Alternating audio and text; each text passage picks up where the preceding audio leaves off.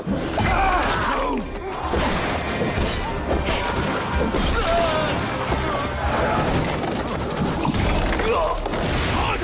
everyone, welcome to the Ubisoft Forward post show. My name is Yusuf McGeed, and this is Assassin's Creed Valhalla. We're going to take a deep dive into about 30 minutes of gameplay, and we're joined by a very special guest here. Hey everyone, this is Philippe Bergeron, otherwise known as Fizz. I am the quest director on Assassin's Creed Valhalla.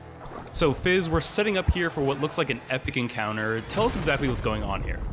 Yeah, so here we're midway through the quest that we're showing for UB Forward. Here we're looking at the assault of Burg Castle.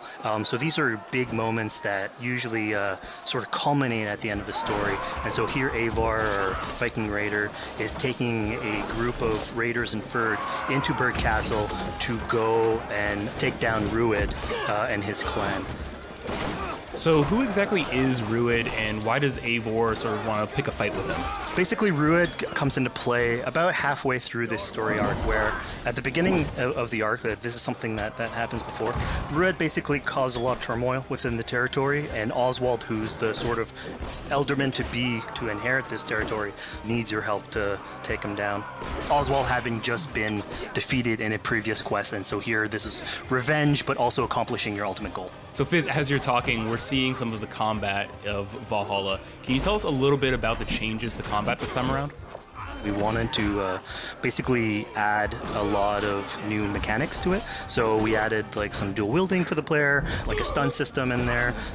And we really needed to do this to sort of portray that sort of the brutality that comes with being a Viking in this day and age. So it sort of fits into that, the time and the character.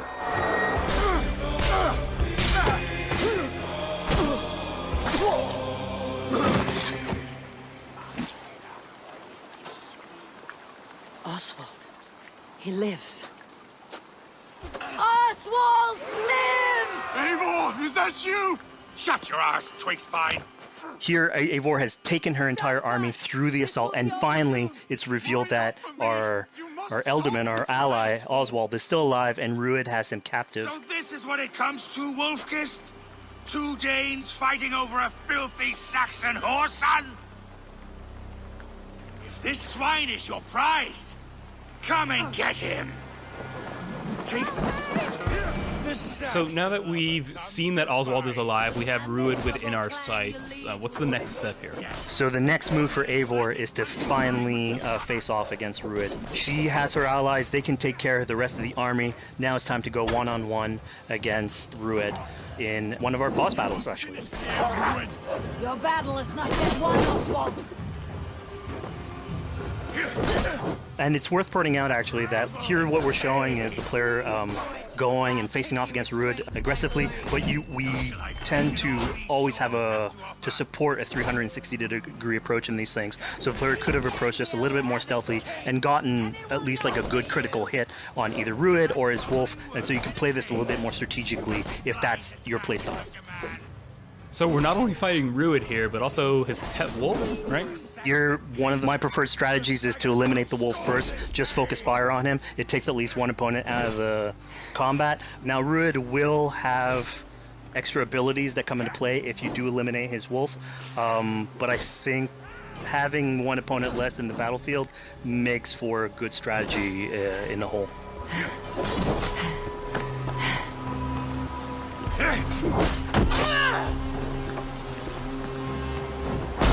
Your efforts. Only the cold dark of Niflheim awaits you.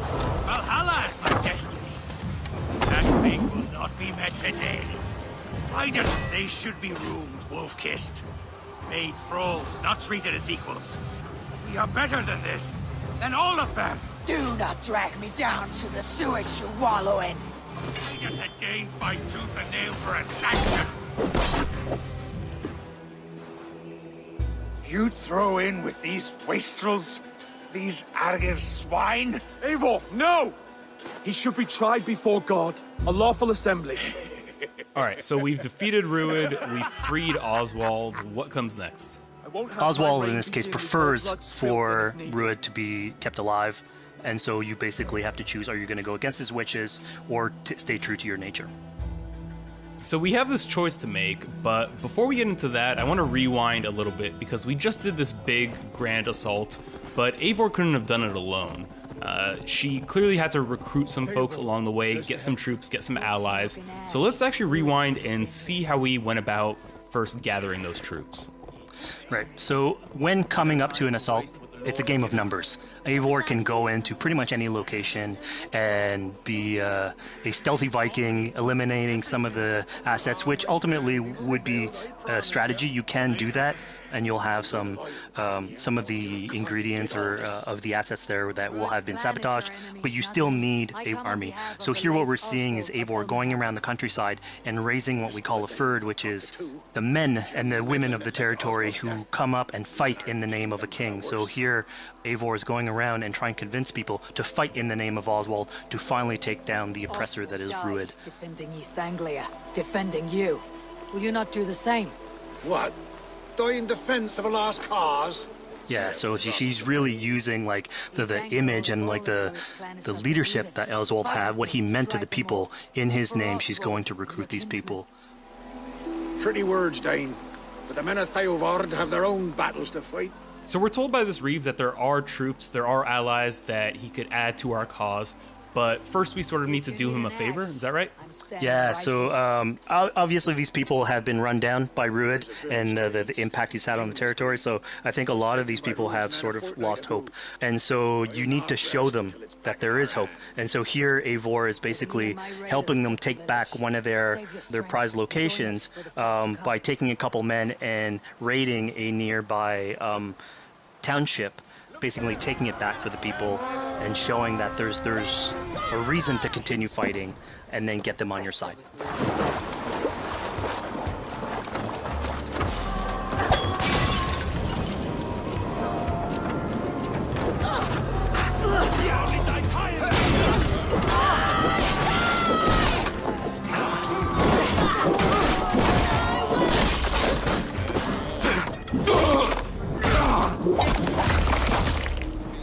When Eivor does this, obviously you have access to a full suite of abilities. So again, the improvements that we've done to the fight system.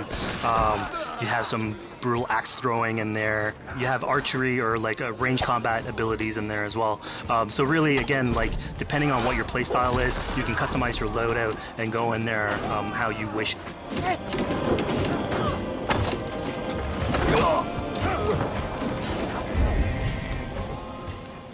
Fizz, we just saw this giant pulse go out.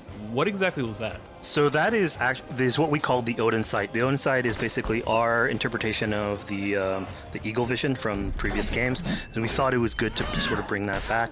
It's basically Eivor's intuition. It's how she perceives the world. When player uses that, it'll highlight basically interactive objects, like things that will bring her an advantage. So we'll have arrows, like health consumables that are in there. So it really is like a good way of sort of understanding the world and showing you like things that you can go and touch. Yeah, I mean, speaking of things we can touch, we just picked up this awesome new weapon. It's something we wanted to play with on Assassin's Creed Valhalla, where we have fewer weapons in the game, but you can invest in them more, so they become your weapon. And so depending on what your preferred playstyle is or your preferred weapon type, then you can go and choose, I'm gonna fight with this weapon and invest heavily into that. Not only are we looting weapons, but we see something here called the Book of Knowledge. Can you tell us a little bit more about that? They unlock skills for the players. So here you can see the Valkyrie dive that has just been unlocked. We have these spread out throughout the world, so again, to promote exploration and discovery.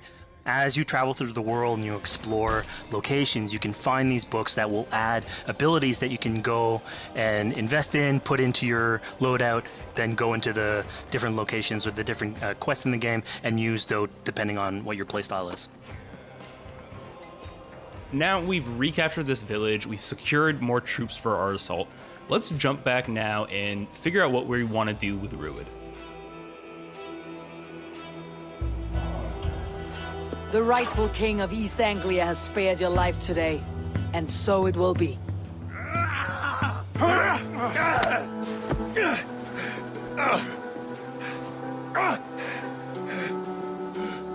Compassion is a virtue suited for anyone, Eivor, including you. Thank you.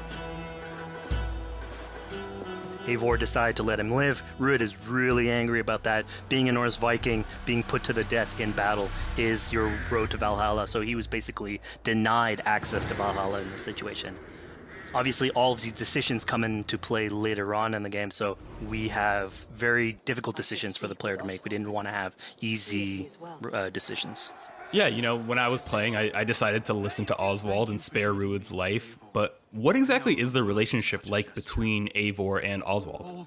So the relationship between Eivor and Oswald is an alliance. It's basically Eivor is surrounded by territories that initially getting into England are hostile towards her, and obviously if you want to set up a new settlement, you want to make sure that your neighbor is friendly. So here in East Anglia, Oswald is the man for the job, where putting him into a position of power would help her sort of secure her territory. So earlier on to the territory, Eivor comes in here, meets Oswald. The problems he had with Ruud are sort of put to light, and going through the arc, you basically help him deal with Ruud and aligning basically Danes with Saxons in one territory. So, Fizz, we've completed the assault, we've gotten our hands dirty with some combat, taken down Ruud. We have this big open region of East Anglia, so before we head off to Oswald's wedding, what do you say we head out, have some fun, and see what we can get into in the open world? That sounds great. So we see a cat here with a speech bubble above it, and you best believe if you let me talk to a cat, I'm gonna talk to a cat. Yeah, these are some of our some of my favorite moments actually in the game, where we put out a whole bunch of events throughout the territory. And it sort of rewards, again, exploration, going around. It's a chance for us also to sort of showcase a different side of Eivor. A lot of the quests sort of deal more with like politics and warfare, and this shows a slightly more human nature to her. So it permits us to explore that character a little bit more. And so here, basically, like you're trying to help a kid with his cat, and ultimately get that cat to sort of join your crew as a cat raider. You just said cat raider way too casually. You're telling me I could have a cat Viking raider on my longship? That's exactly what I'm telling you. Oh my god, yes, I love it. Perfect. So yeah, as you're riding around the rivers of England, you would see a cat basically walking around your longship, keeping your Viking raiders company. You know, speaking of the Viking longship, we're seeing some of that gameplay here now. Can you talk a little bit about how that works and functions in Valhalla?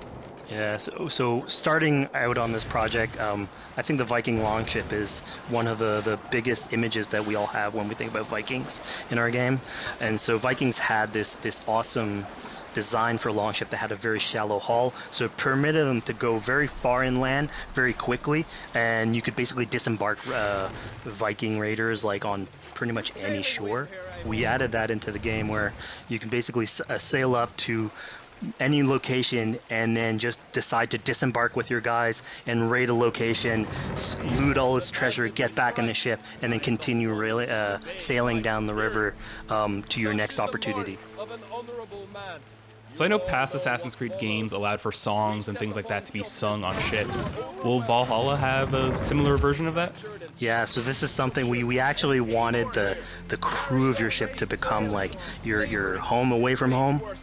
So we added stories and songs into the ship. So basically, as the player is going around, you could decide to have your skald sort of sing a song for you as you row down the river. But you can also decide, depending on who the raiders are in your ship, to hear more about their life. So you can actually queue up stories, and they'll give you a little bit more background on who they are. So you get to know your sort of fighters as you're traveling around the world, which is a cool moment. So here we're seeing a bit of a different view. What exactly are we looking at? We had this on previous Assassins, where you would like ride on your horse, and you could pull out, have the horse sort of follow the track. We have a similar thing for the ship, where you can put up your sails. It's cruise control for the ship, so you can pull back, take in the scenery, listen to some songs or some stories, and just take it all in.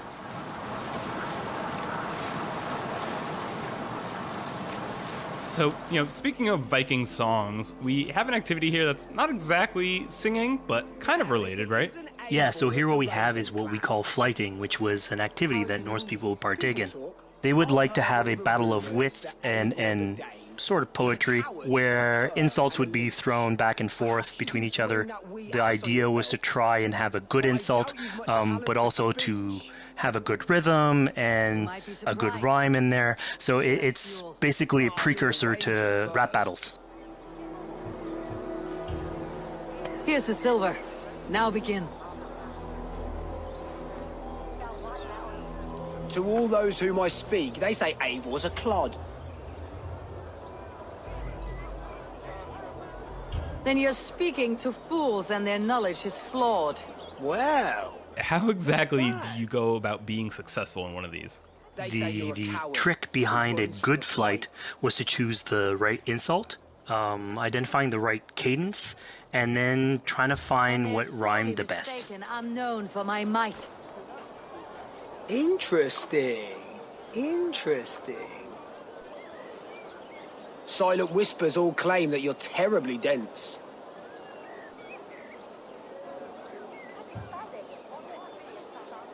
Then you've clearly misheard them. My wit is immense. Oh, you looked out with that one. Well, what a surprise. Eivor of the Raven Clan is a true talent. I'm shocked. Don't believe everything you hear, unless it touches on my flighting. Then heed every word. Take the coin. So now that we've proven our sharp tongue and wit, I think it's time for a bit more relaxing activity, so we're fishing here. Yeah, that's it. So we gave Eivor a fishing line, so you can actually throw out a line and go catch some fish.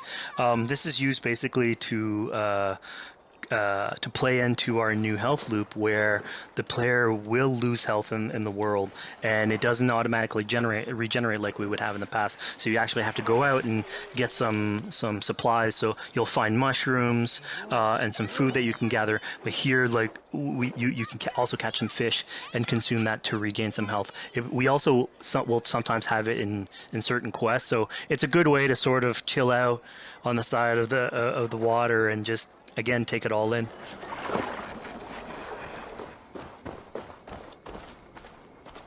So this is what we call one of our offering altars.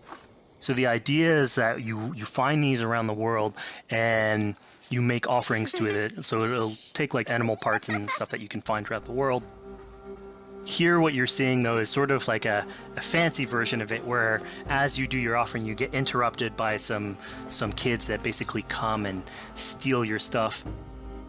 So it was just a way for us to sort of showcase that like the systems and the activities in the world can sort of play in with some quests and some little events. So it's our way to sort of dress up these moments and make it all fit inside the whole experience.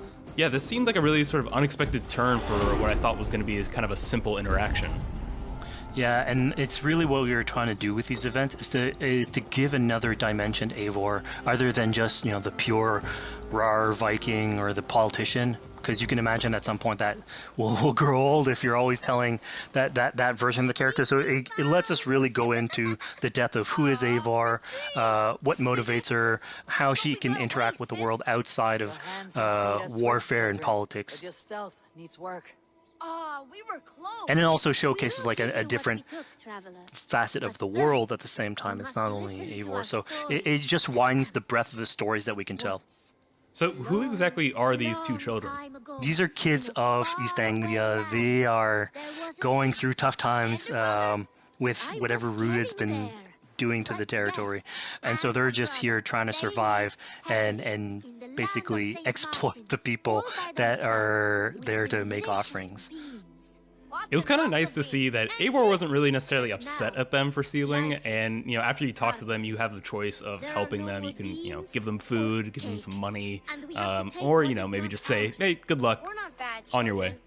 Yeah, and then this is something we also wanted to do a lot. Like, so here we're doing an event, we do it in quests as well, but we want to give a lot of this agency into players' hands so that they can sort of shape Eivor a little bit, who she is, so it represents them a little bit more, and they can roleplay that a little bit better. And again, it just gives her like a little bit more humanity in these moments. This is what large walkers should do. Provide for small walkers.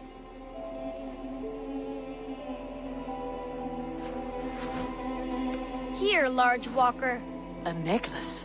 Yes, it's a St. Martin seal. You're welcome here anytime, large walker. You're one of us now. Visit us, okay? I will. Take care now, small green walkers. So I think AC veterans might recognize this here, but what exactly is Eivor chasing down? Yeah, so here you're seeing Eivor running down one of our tattoo images. So this is challenging the player on free run abilities, but also for fans of the series, sort of pulling at their heartstrings for some beloved features. So are we going to be able to tattoo Eivor? Yes, by collecting these tattoos, you actually bring them back to your settlement, and then you can customize different body parts, having different tattoos everywhere. So again, another form of expression, and it's sort of to represent that Viking culture. Fizz, one of my favorite things when I was just out there exploring East Anglia was coming upon a house or a building and realizing that there was a chest inside, but that there was no easy way in. And in this case, I saw all the doors were barred, but I knew that because there was a chest in there, there must have been some way to get inside. So I went around the back and, found a way in. Yeah, I'm glad you actually caught on to that. You're pointing at something that we wanted to work on a lot on Valhalla, where we wanted the exploration to make you feel smarter. So we played a lot with puzzle solving, so making sure that every house that you find sort of appeals to you, like it draws your attention, and then when you want to come and explore, it's not given to you. You still have to work for it a little bit, so it'll challenge you on your observation skills, logic, just trying to find how do I get into this. So we play a lot with level design, quest design to offer challenges to players, and you basically come out of it like with a better feeling for the exploration, but you also get to see more of a story behind any of these locations, which we've crafted. So it gave us a little bit more time to sort of slow down the experience and tell a different version of a story.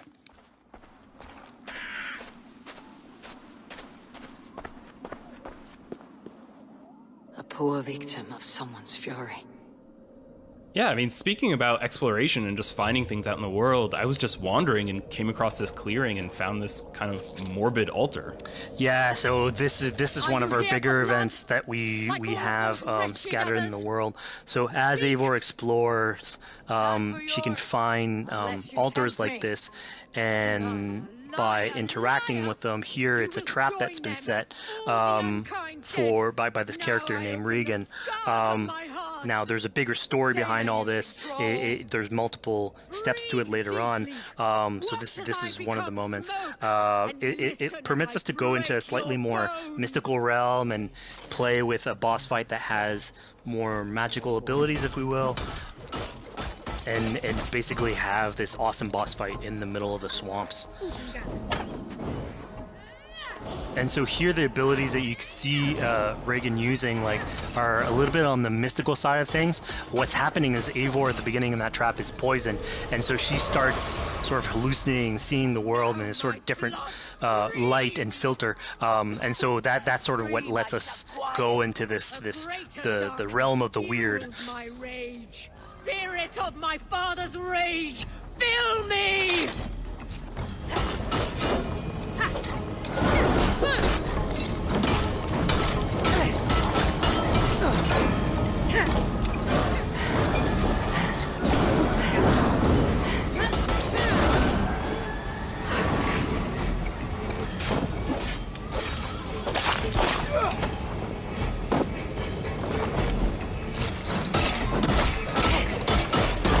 Enough of this crackling and bloodshed.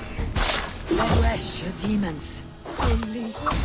So we just saw here that Regan belongs to something called the Daughters of Lyria. Yeah, that's correct. By finding the other daughters, you'll get a little bit more backstory on who they are, so we don't want to spoil that too much. But it creates like a sort of greater story that is not on the main path in any way, but it is still very rich and adds to the lore of this world and actually plays into history. So we just had a really exciting, really intense boss battle. I think it's time for something a little bit more relaxing and calming now. Yeah, it's all about pacing yourself with the highs and the lows. So here we have a low chill moment of what we call building a cairn. So Eivor, as she explores the world, will find these sort of meditative areas where you have a pile of rocks that you could just stack on on top of another using physics. And I mean, yeah, the ultimate goal is to try and get the highest pile of rocks, but really it's about taking in the sights, relaxing, taking a step back, and just building something. Together we stack stones into cairns. These? Yes. Think of this as a test of mind and wit. Stack the cairn stones high and wide into any shape you like. I mean, you can spend as much time as you want building these things, making them as high as you want, as weird as you want. I'm sure like a lot of these stuff will end up on the internet, like people comparing structures. And the cool thing is that once you've built it and you decide to get out of it, it sort of stays there. And so that's yours, right? And until the moment where you come back and you want to build a new one. It's sort of cool that we were able to give that to players to express themselves. At this point in the demo, we've explored East Anglia, we've met some children, we've broken into a house, we fought a boss, we built a cairn. I think now it's finally time to go and head off to Oswald's wedding. Yeah, so this is the moment it's all been building up to. By the moment you get into the territory, it's sort of like mentioned by Oswald that he's trying to get married with his Dane lady. And so as you go through the arc, that's sort of like the underlying thread. Really, it's about Rued creating turmoil in the territory and helping Oswald sort of get above that and show that he's a good leader. And so you finally, after going through all of that arc, finally get these two together, go through their wedding, and you're invited to attend the ceremony. And then all the activities and fun times that comes afterwards. Yeah, as much as we've seen the brutal side of England, it's nice to see, the joyous side of it as well. Yeah, and it's something we really wanted to play on in Valhalla, where being a Viking is not only about being a raider or a warrior. I mean, there's revelry, there's feasting, there's partying that goes, and like if someone knows how to party, it's a Viking. And so here, this is one of our opportunities to sort of show what a sort of Viking gathering is. And what's cool here is it's a good alliance of Norse culture with Saxon culture, sort of smashing those two things together and building bridges. Yeah, I mean, what's a wedding without some drunk archery, right? Yeah, so like anything can happen in a Viking event, right? Eivor, yeah, here, just get drunk, shoot some arrows. Barely a challenge. Steady all, and ready yourself for the wedding race. The king and his bride against all! My king! He...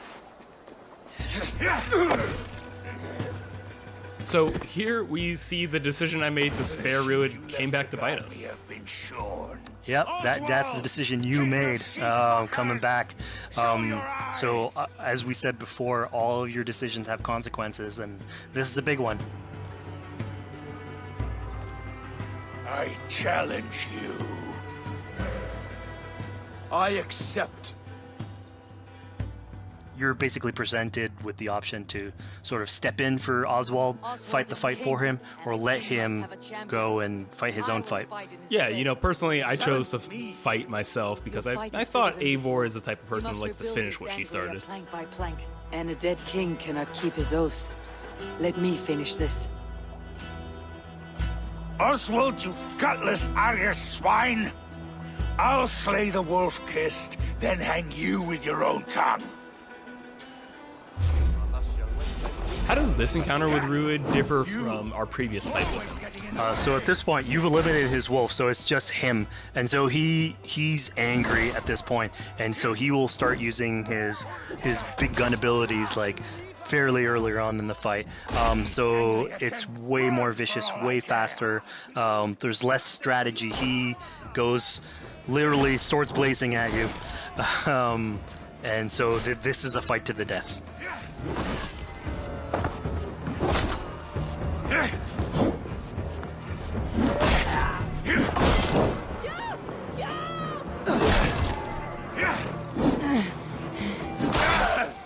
And of course here, like, this is a decision you made to go and fight him, but there's multiple outcomes to this scenario. You could have let Oswald fight his own fight and prove basically his station as the rightful leader.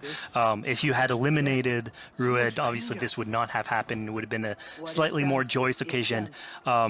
But ultimately, in all scenarios, you still have an alliance with Oswald. He's proven to be the right leader for this territory and to be a good ally for you. A great service.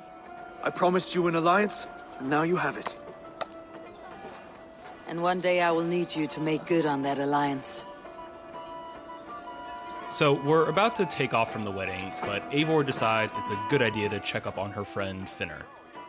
Yeah, so Finner is probably one of the more recurring characters in this arc. You get to meet him very early. He's a very endearing character, sort of used to have a Viking life, sort of misses it, and going through all these adventures together is sort of like lights that fire back, and so he's willing to join you in your raiders.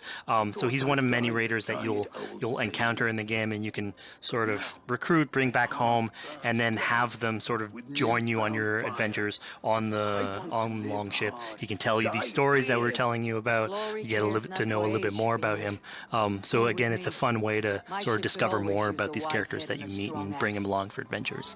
Together? Together.